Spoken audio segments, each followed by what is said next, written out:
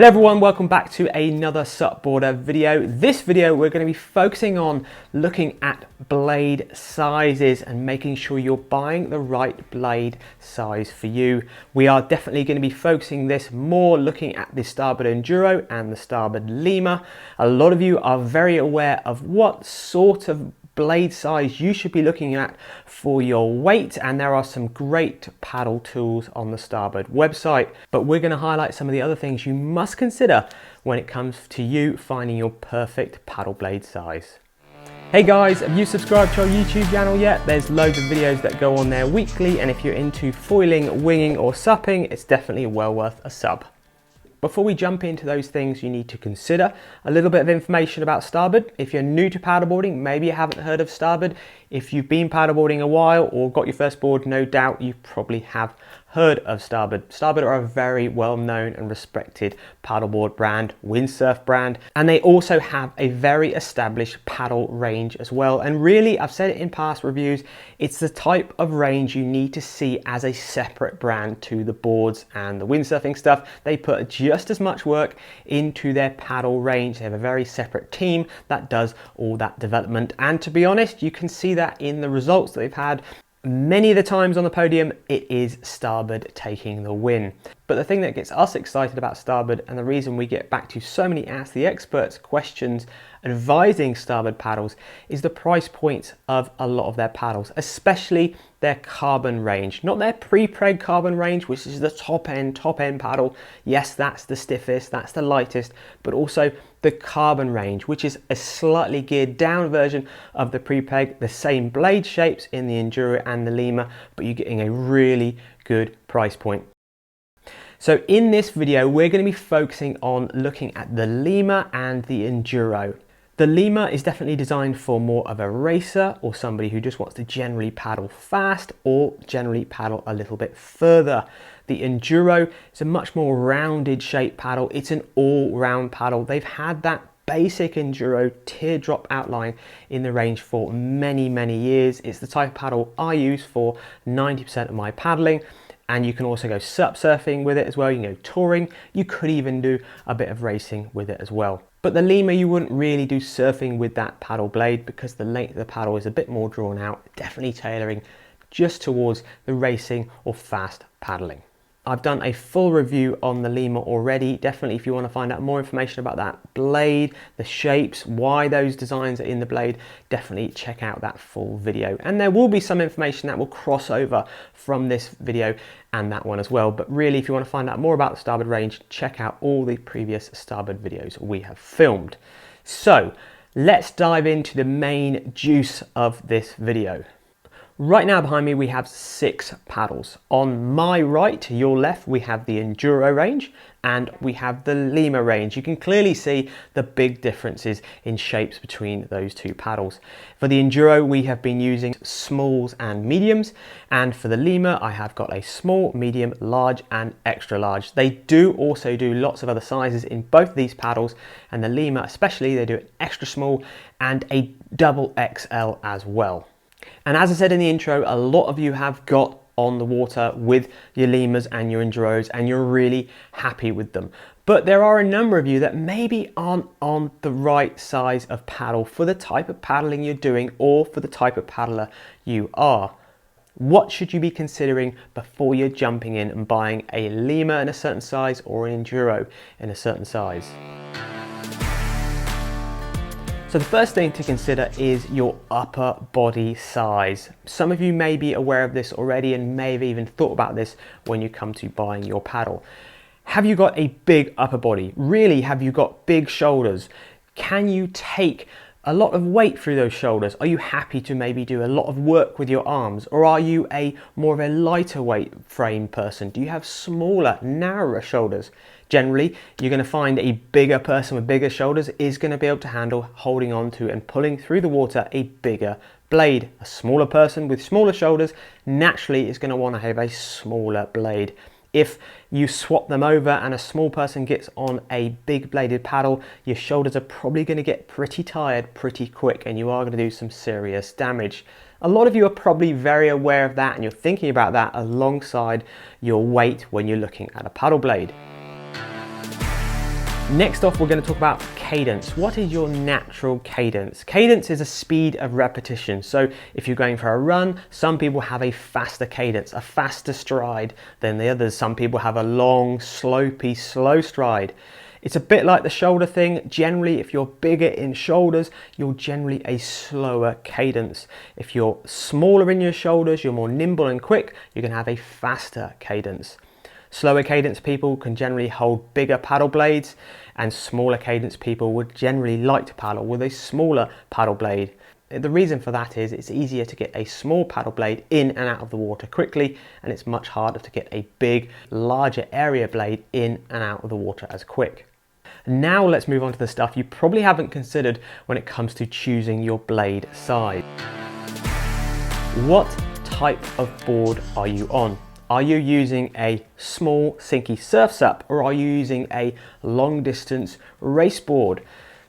The big difference here is one goes around in circles very quickly and the other paddles in a straight line.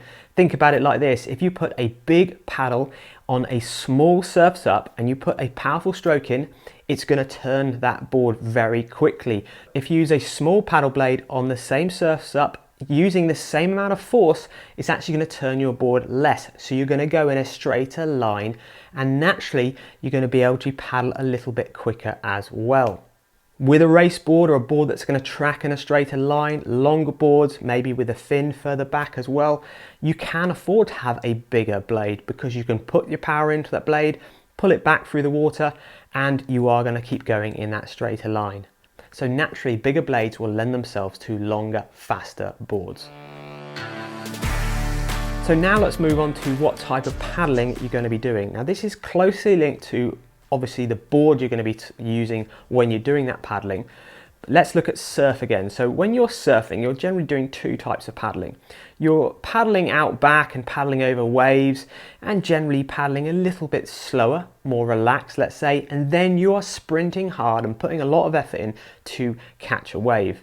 You are generally going to be doing a faster repetition or higher cadence to catch that wave. Even bigger upper bodies that would generally on flat water be paddling more slower and powerful, they will have a higher cadence when it comes to catching a wave, because the wave is coming and you've got to go a certain speed and you get in as many paddle strokes as you can to catch that wave.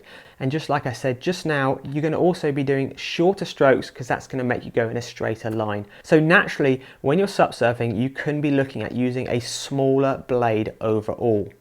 If you're going to be doing all-round or touring paddling, I'm going to put those two together because a lot of you are sort of asking the same thing for your blade sizes out of that. You're really looking for something that's easy to paddle, doesn't load up your shoulders lots, but also gives you enough power and enough comfort to paddle long distances as well.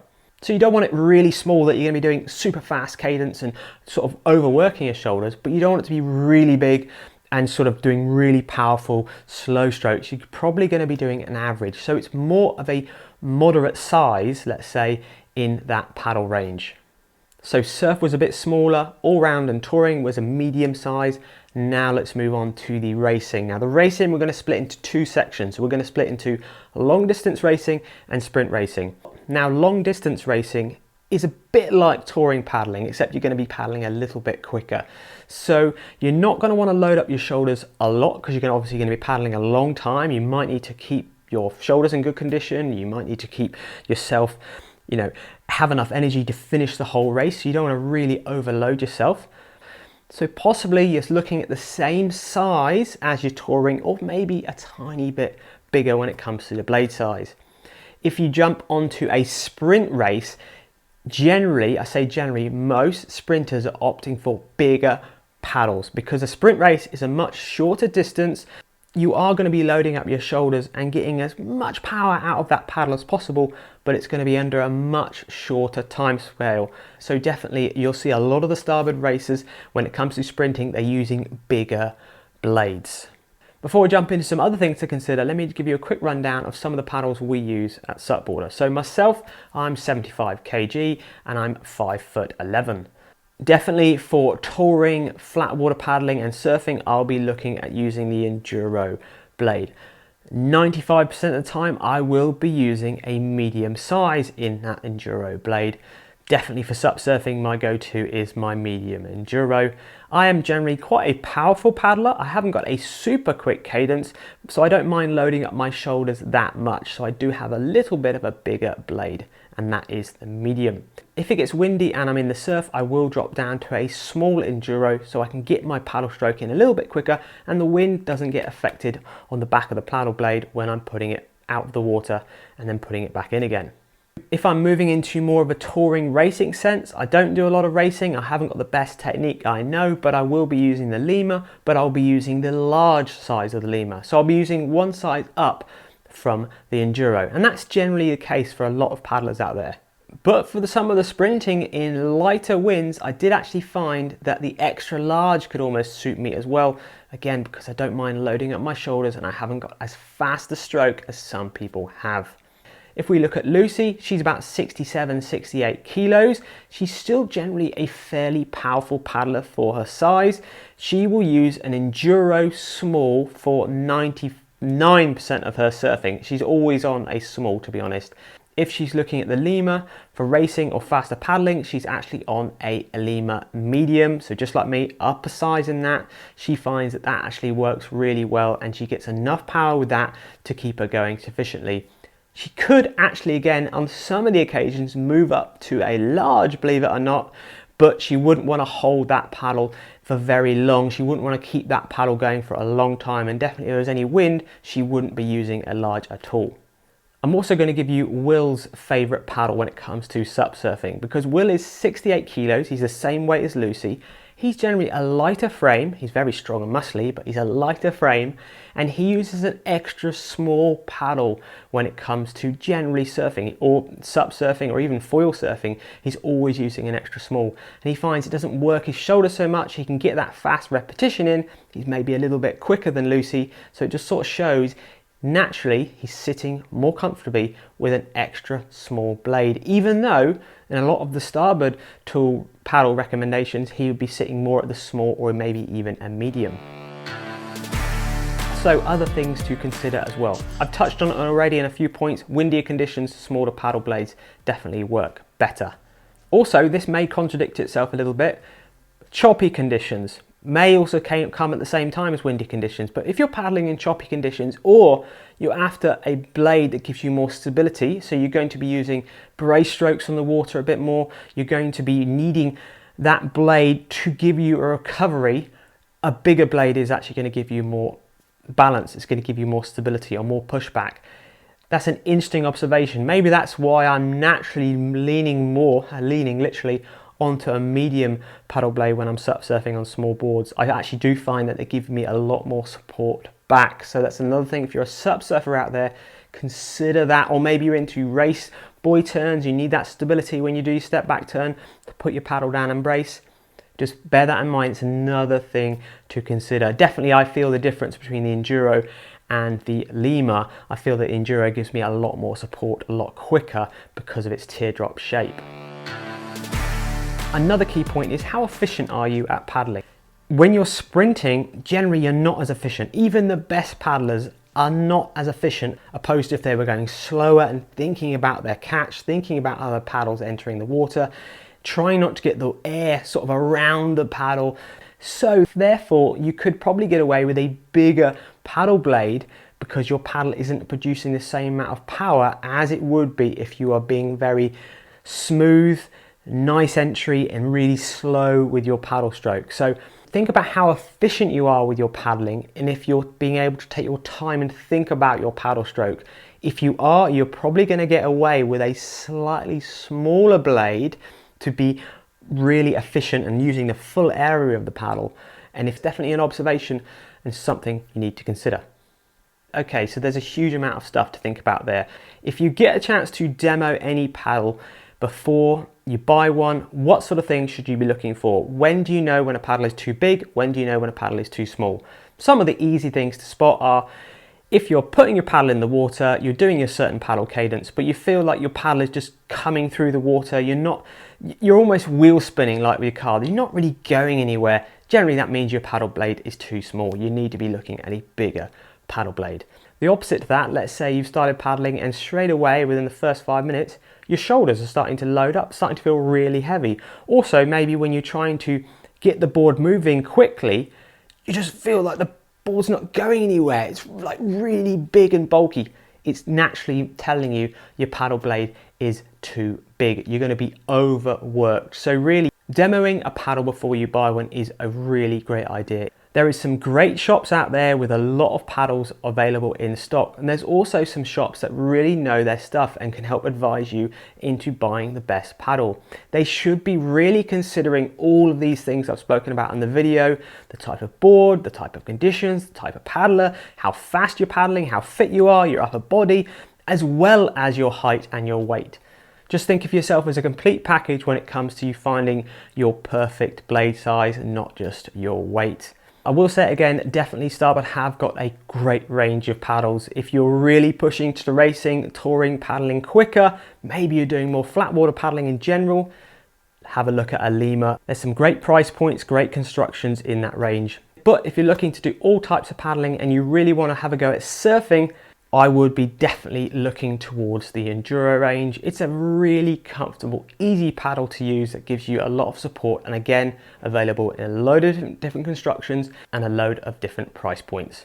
I hope you found this how-to video on getting your perfect paddle blade size helpful and informative. If you've used Limas, if you've used Enduros, what paddle sizes are you using? What do you use them for? What type of conditions do you paddle in? We would love to know all your feedback. If you haven't been on a main website already, wow, you need to get on there. There's so many other videos and other content you need to get your teeth into, and also check out Supporter Pro, which is the next level of supporter content. Thank you if you've already subscribed to that. So until next time, happy paddling, and we'll see you on another video soon.